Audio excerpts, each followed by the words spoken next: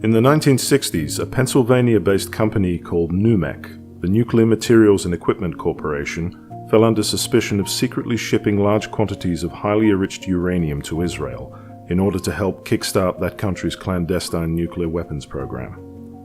Despite several investigations by the FBI, the Department of Energy, and the General Accounting Office, the estimated 337 kilograms of missing uranium has never been definitively accounted for. NUMEC was founded in 1956 to process and refine nuclear material for various applications, including providing the fuel for the U.S. Navy's uranium-powered submarines.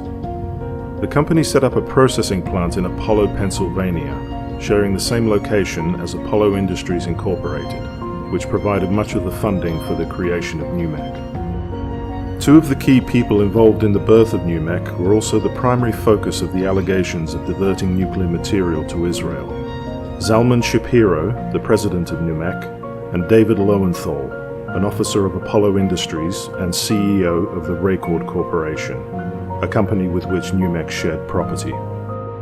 From 1960 onwards, inspections of the NUMEC plant by the U.S. Department of Energy began to show severe discrepancies in NUMEC's records accounting for the amounts of material being processed and shipped by the company. Despite continued problems with the management of the plant and a recommendation by a DOE inspector to cut off the supply of material to NUMEC, the company was allowed to continue its operations. In 1965, the matter came to a head when the DOE conducted a full inventory inspection at the plant. They discovered that over 200 pounds of highly enriched uranium could not be accounted for. Consequently, the DOE asked the FBI to investigate the possibility that the uranium had been smuggled out of the plant. The FBI refused. They did, however, begin an investigation to determine whether or not Zalman Shapiro was acting as an agent of the Israeli government. Despite the DOE's findings, the FBI's 1965 investigation of Shapiro was triggered by contact from the U.S. Atomic Energy Commission about NUMEC creating a new company in Israel called ISARAD Limited. ISARAD was jointly owned by Shapiro and the Israeli government. NUMEC supplied ISARAD with the radioactive isotope cobalt-60. When the FBI interviewed Marlon Ebert, a former NUMEC employee, he recalled one unusual instance of a cobalt-60 shipment to Israel, where the containers were packed and sealed late at night by a group of employees. He noted that the lead casks had excess space in them that would make it easy to ship additional nuclear material.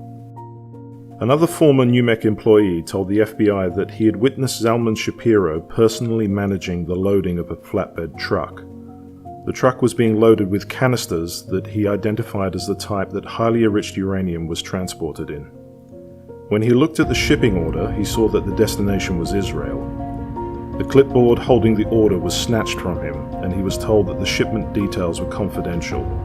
An armed guard then ordered him to leave the loading dock.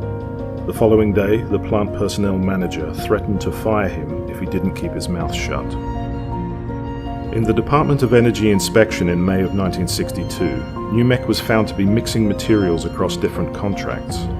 This practice was prohibited, and as the DOE inspectors observed, it also made it nearly impossible to track individual batches of material as they left the factory.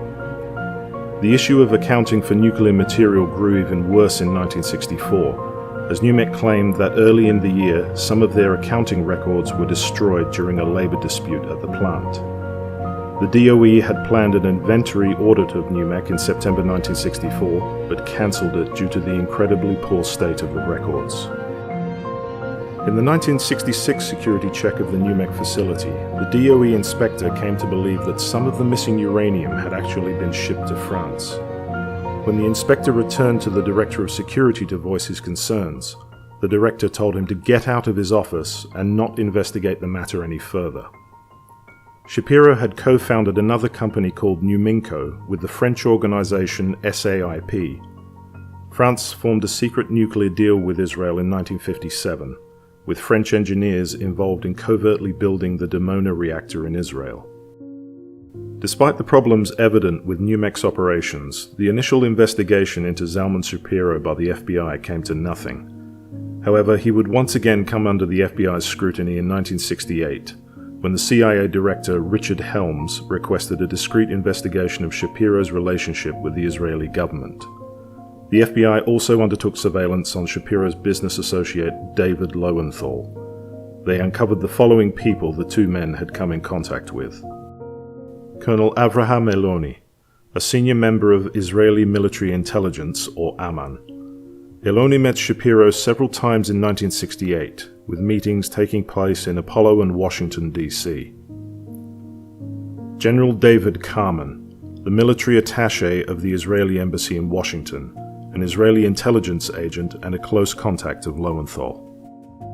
Abraham Bendor, also known as Abraham Shalom, an agent of Israel's internal security service, the Shin Bet. He visited the NUMEC plant as part of a group of Israeli officials in September 1968. Bendor would later rise to become the director of the Shin Bet in 1981.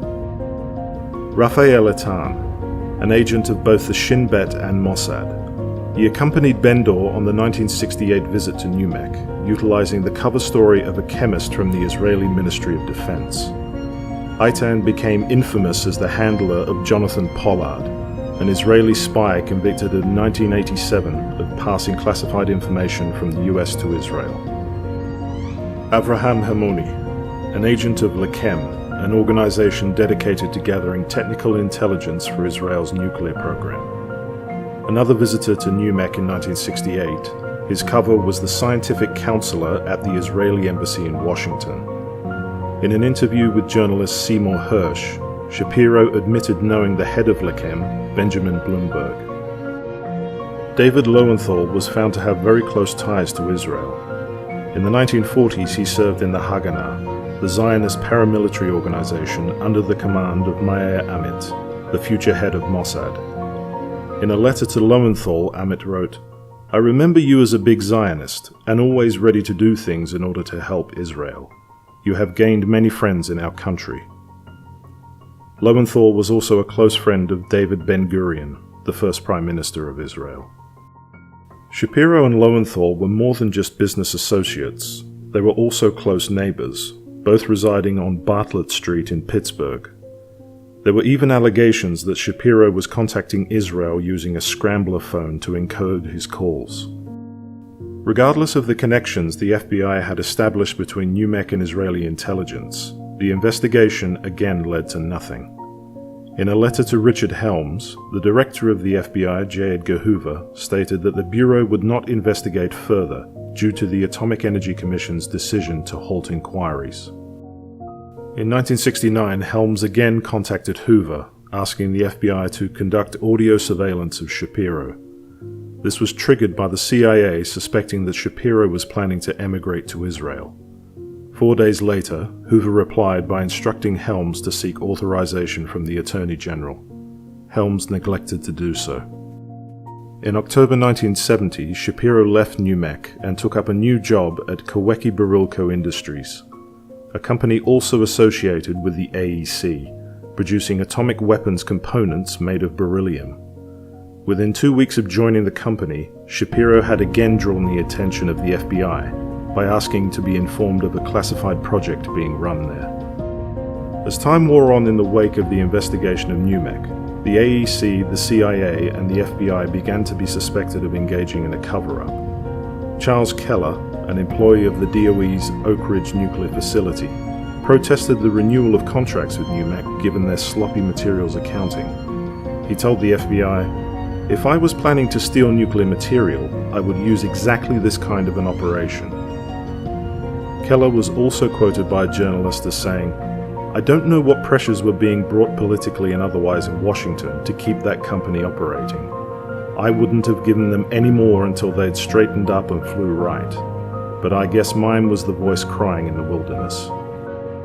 The suspicion of American complicity in the NUMEC affair was heightened in 1978 when the U.S. General Accounting Office conducted their own investigation into the alleged diversion of uranium to Israel. The GAO also aimed to determine whether the CIA had aided NUMEC in the process. In the GAO report, investigators claimed that they were stonewalled by the FBI and particularly by the CIA on many occasions. During our review, we were denied documents pertinent to the NUMEC incident by the FBI and the CIA.